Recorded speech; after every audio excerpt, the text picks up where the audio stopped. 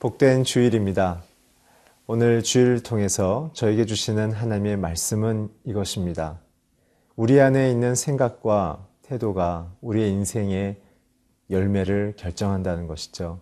오늘 본문을 통해서 복되고 아름다운 인생으로 부르신 그 성도의 삶의 그 아름다운 내용과 태도가 무엇인지를 함께 묵상하겠습니다.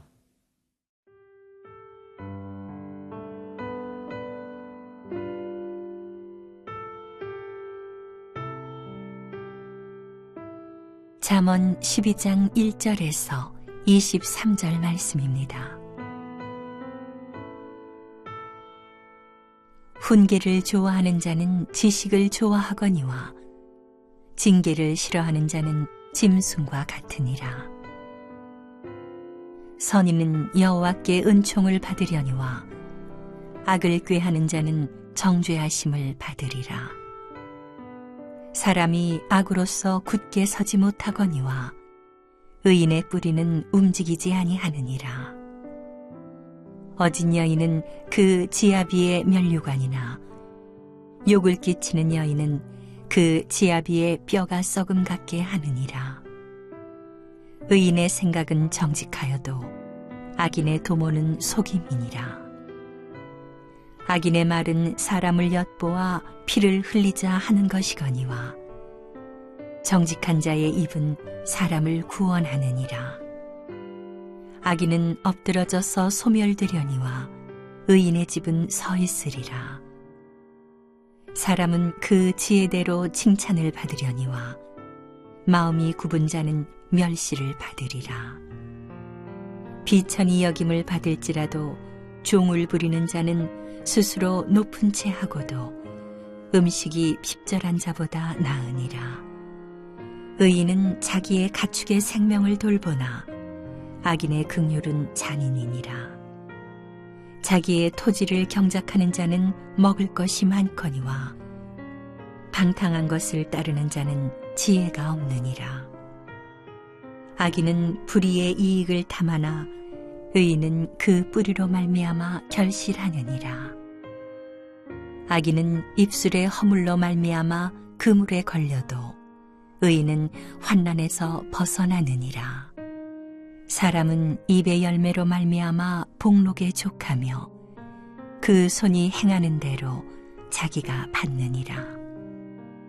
미련한 자는 자기 행위를 바른 줄로 여기나 지혜로운 자는 권고를 듣느니라. 미련한 자는 당장 분노를 나타내거니와 슬기로운 자는 수욕을 참느니라. 진리를 말하는 자는 의를 나타내어도 거짓 증인은 속이는 말을 하느니라. 칼로 찌름같이 함부로 말하는 자가 있거니와 지혜로운 자의 혀는 양약과 같으니라. 진실한 입술은 영원히 보존되거니와 거짓 혀는 잠시 동안만 있을 뿐이니라. 악을 꾀하는 자의 마음에는 속임이 있고 화평을 의논하는 자에게는 희락이 있느니라. 의인에게는 어떤 재앙도 임하지 아니하려니와 악인에게는 앙화가 가득하리라. 거짓 입술은 여호와께 미움을 받아도 진실하게 행하는 자는 그의 기뻐하심을 받느니라. 슬기로운 자는 지식을 감추어도 미련한 자의 마음은 미련한 것을 전파하느니라. 잠언은 성도들이 세상 속에서 믿음의 사람으로 어떻게 살아야 되는지를 가르치고 있습니다. 잠언의 핵심 구절은 9장 10절이죠. 여호와를 경외하는 것이 지혜의 근본이고 거룩한 자를 아는 것이 명철의 시작이다. 그것이 잠언을 통해 우리에게 주시고자 하는 이 땅에서 승리하며 영생으로 가는 성도들의 태도이자 삶의 본질, 영향력을 의미합니다. 오늘 본문을 통해서 저희는 두 가지를 볼 것입니다. 하나님을 경외하는 지혜자의 태도가 무엇이며 또한 그들이 살아가게 되는 인생의 그 내용이 무엇인지를 보게 되어집니다. 먼저 본문 1절에서 4절을 같이 읽겠습니다. 훈계를 좋아하는 자는 지식을 좋아하거니와 징계를 싫어하는 자는 짐승과 같으리니라. 선인은 여호와께 은총을 받으려니와 악을 꾀하는 자는 정죄하심을 받으리라. 사람이 악으로서 굳게 서지 못하거니와 의인의 뿌리는 움직이지 아니하느니라.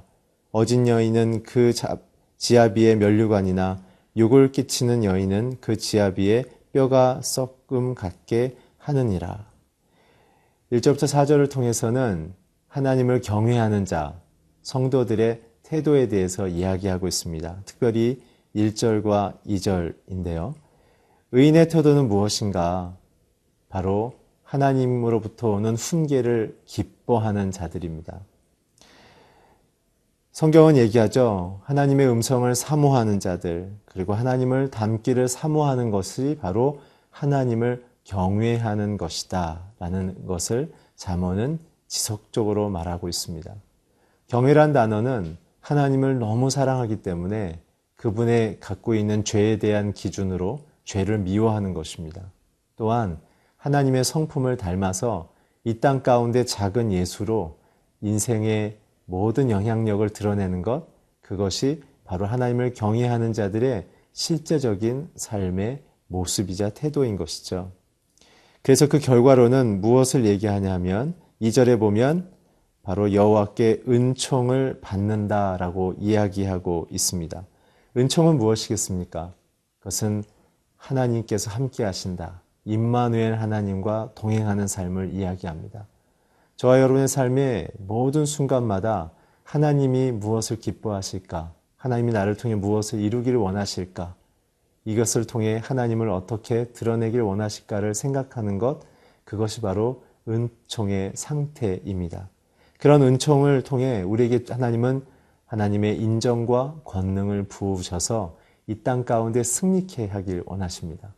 그래서 종국에는 우리에게 어떤 것을 주십니까? 4절에 보면 지아비의 면류관, 바로 하나님은 우리를 영광스러운 그분의 자녀로 이 땅과 영생 앞에 세우기를 원하십니다. 신명기 5장 22절에 보면 이런 말씀이 있습니다. 여호와께서 이 모든 말씀을 산 위 불 가운데, 구름 가운데, 흑암 가운데서 큰 음성으로 너희 총회에 이르신 후에, 하나님은 출애굽한 순간부터 이스라엘 백성을 훈계하시고 그들을 올바른 길로 인도하기 위해 광야 교회를 세우셨죠. 오늘 저와 여러분이 세상을 살아가는 그 한 하루에 한순간 한순간은 바로 이 광야 교회와 같습니다. 주의 음성을 듣는 자들은 가나안 땅을 들어갈 것입니다. 주의 음성을 기쁘게 받아들인 자들은 영광의 면류관을 받는 인생을 살게 될 것입니다. 또한 악인은 어떻게 되는가 보게 되면 악인은 징계를 싫어하는 짐승과 같다고 얘기했습니다. 그 얘기는 무엇입니까? 하나님의 말씀을 중요하게 생각하지 않고 자기의 본성을 따라 살아가는 자들이라는 뜻입니다. 하나님의 뜻이 빠진 인생은 본성을 따라가는 짐승과 같다는 뜻이죠. 굉장히 충격적인 이야기입니다. 진짜 사람을 아름답게 만드는 것은 무엇인가? 우리 안에 부어주신 하나님의 말씀, 그분의 성령으로 말미암아 가능한 것입니다. 그래서 악인의 결과는 4절에 보게 되면 정죄를 받으며 뼈가 썩음과 같게 되어지는 죽음, 불명예를 경험한다는 것입니다. 아무리 인생이 성공하는 듯 보이지만 하나님의 말씀을 따라 살지 않으면 언젠가 우리는 그 자리에서 무너지게 되어 있다는 뜻입니다. 이사야서 29장 13절에 보면 이렇게 얘기합니다. 이 백성이 입으로는 나를 가까이하며 입술로는 나를 존경하나 그 마음은 내게서 멀리 떠났으니 그들이 나를 경외함은 사랑의 계명으로 가르침을 받았을 뿐이다. 겉으로는 하나님을 사랑하는 것 같지만 마음이 하나님의 훈계를 기뻐하지 않는다면 우리는 지혜자에게 주시려는 그 은총을 누리기 어렵습니다.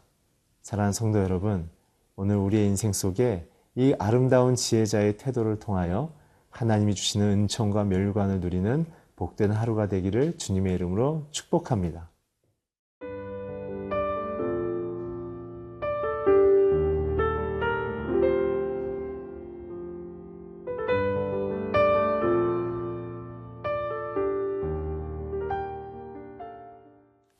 의인들과 악인들의 말과 생각에도 차이가 있다고 오늘 본문은 말씀하고 있습니다.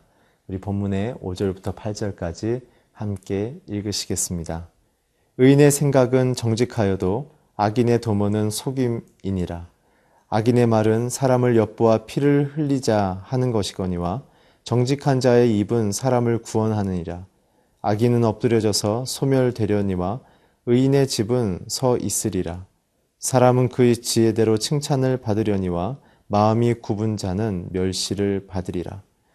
의인의 말과 생각, 악인의 말과 생각은 이렇게 다르다고 잠언은 우리에게 말하고 있습니다. 의인의 생각은 정직함이라고, 그리고 악인의 말은 사람들을 구원할 수 있는 영향력을 갖는다는 뜻입니다. 그의 반면에 악인들의 생각은 다른 사람을 속여서 자기의 탐욕을 채우려는 사특함이 있다는 것이고, 그리고 악인의 말에는 다른 사람을 피 흘리게 해서 자기의 인생을 원하는 목적을 얻으려는 굉장한 이기심을 기초로 한다는 말을 하고 있죠. 자, 그렇다면 성경은 우리에게 오늘 묵상 가운데 던지는 메시지는 우리의 생각은 정직해야 한다는 것입니다. 그렇다면 정직이 무엇일까요? 도덕적인 정직은 우리가 너무나 알고 있지만 성경에서 말하는 정직은 과연 무엇이겠습니까? 바로 이런 뜻입니다. 하나님이 우리에게 주신 믿음, 그것과 우리의 삶의 말과 행동이 같은가, 같아야 정직하다는 뜻입니다. 믿음 따로 행동과 말 따로 사는 성도들의 삶은 하나님 앞에서 정직하지 않다는 뜻입니다. 성경에서 정직을 세 가지로 이야기합니다. 베드로전서 2장 12절에 보면 정직함이 사회 가운데 복음 증거의 그 자체다. 성도들의 정직함은 세상이 하나님이 누구이신지를 보게 하는 귀중한 덕이라는 사실입니다. 두 번째는 고린도후서 13장 7절에 보면 그 정직함은 하나님을 사랑하는 자들의 마땅한 삶의 기준이다, 의무다라고 말하고 있습니다. 하나님은 거룩하십니다. 하나님은 자신의 인생을 전부를 다해서 사랑하셨죠. 사랑을 죽음 가운데 실천하셨던 그 아름다운 사랑의 성육신적인 실천, 그것이 우리에게 그대로 닮아진다면 그것 자체가 우리에게는 정직함이라는 뜻입니다. 또한 역대상 29장 17절에 보게 되면 정직한 자만이 하나님을 기쁘시게 할 수 있다고 기록하고 있습니다. 하나님은 위대한 업적을 남기기보다 하나님을 사랑하며 이웃을 사랑하라는 그 뜻을 기쁘게 실천하는 자들을 하나님은 귀중히 여기신다는 것을 성경은 말하고 있습니다.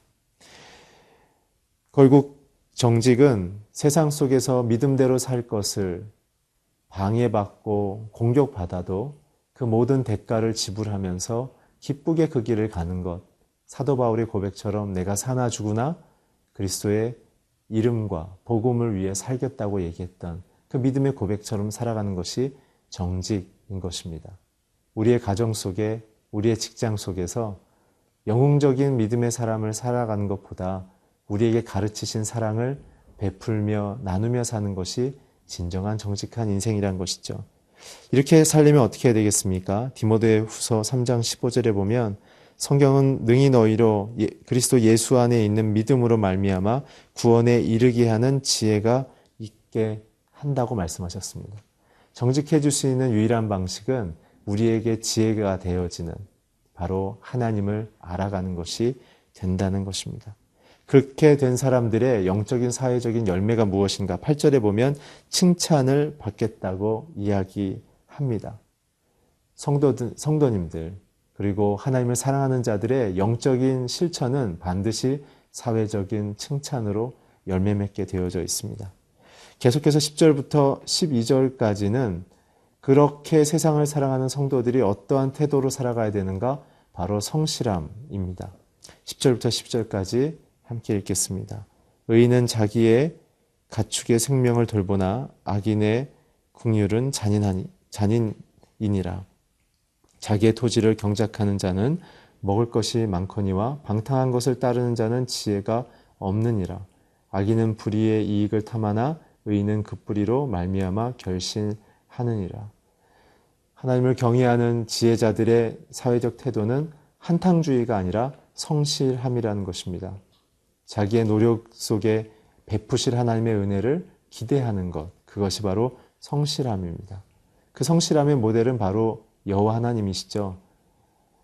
여호와의 성실하심은 크다고 성경은 얘기하고 있고 바위처럼 견고하다고 얘기하고 있으며 그분의 성실함은 우리를 구원하고 그 구원을 지키는 데까지 신실하다고 이야기하고 있습니다.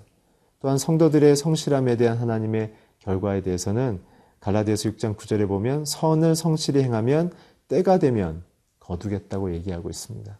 사랑하는 성도 여러분, 지혜자들의 생각과 태도, 말, 그 모든 것 속에서는 하나님의 그 성품과 그 결정권이 우리를 이끈다는 것입니다.